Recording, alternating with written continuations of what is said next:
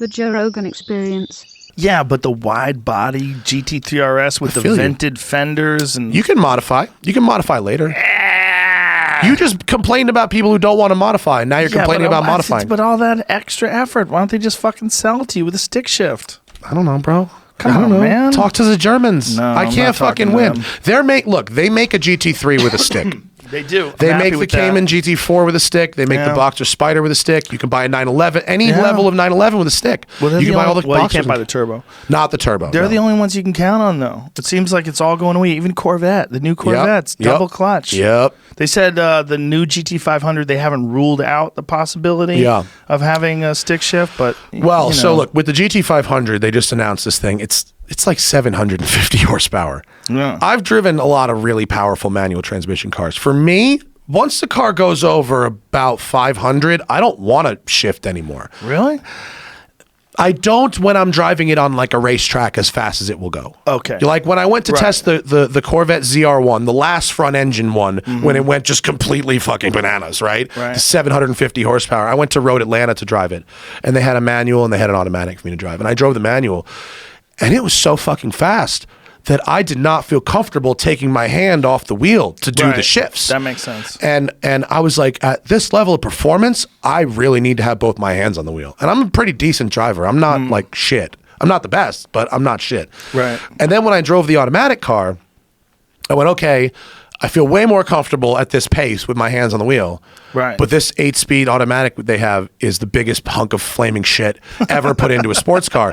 And so with the C8, with the new one, they got rid of the manual and decided to substantially improve the auto with a new dual clutch 8-speed, which, you know, for you and for me is sad that there's no stick. It's but sad. I kind of get it because it's just sort of what progress looks like. I get it if you're going to take it to a racetrack. Yeah. I do get it. But how many people are taking their goddamn Corvette to a racetrack? You know, it's not even really about that. It's sadder. It's sadder than that. It's really about how do we get the 0 to 60 time under 3 seconds? Because when they had the Z06, which was 650 horsepower, and then they had the ZR1, which was 750 horsepower, they couldn't get it to 60 any faster.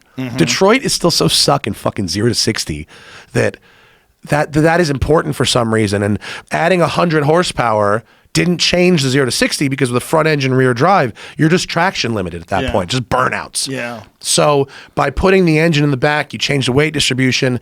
Now you've got a dual clutch 8-speed instead of a manual 7-speed.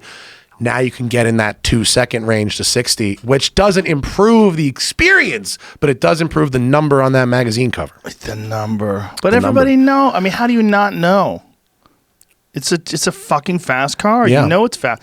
The GT500's a real bummer, though, because that's such a muscle car. You know, it's the same gearbox. Muscle car. It's a same version of the Tremec dual clutch from the Corvette is in the Mustang. Yeah, oh, wow. It has a different number of gears. Incidentally, it has it's a 7-speed in the Mustang and an 8-speed in the Corvette, but it's same family of brand new Tremec dual clutch gearboxes. What has a wider contact with the tires? I don't know what the Mustang's got. If I had to guess, Seems narrower, right? If I had to guess, the Mustang had wider. The C8 Corvette has 305 rears. That I know. That's it? Yeah, it's not, with a mid-engine car, what is interesting about a mid-engine car is you find this a lot.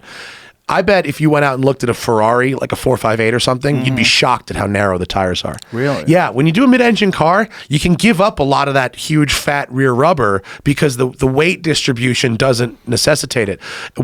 Tire sizes are typically chosen by the weight distribution of the car. So like your 911, your air-cooled car, your old one, right? So you got big fat rears and you've got relatively skinny fronts. That's because that engine is over the rears.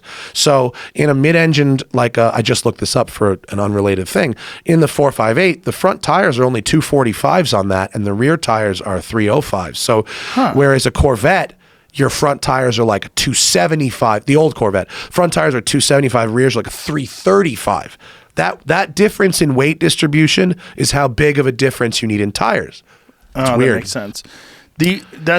Have you driven the GT500? The new No, one? I didn't get to do it yet, unfortunately. It looks fun. Someone posted a video. It ran a 10.6 quarter mile out of the box. It's crazy. That's fucking It's nuts. a very, very fast car. I cannot believe some of the cars that people can just buy. Well, now. speaking of which, that Porsche that you sent me the video. Yeah, the Taycan. I got to say it right. Taycan. Yeah. We're going to fuck that one up for years. That thing looks preposterous. Because, look, I know how preposterous my Tesla is. And I tell everybody when they say, oh, you have really fast cars. I'm like, see that one right there? Yeah. The one that looks like a dad car? That one blows all of them away. And you can...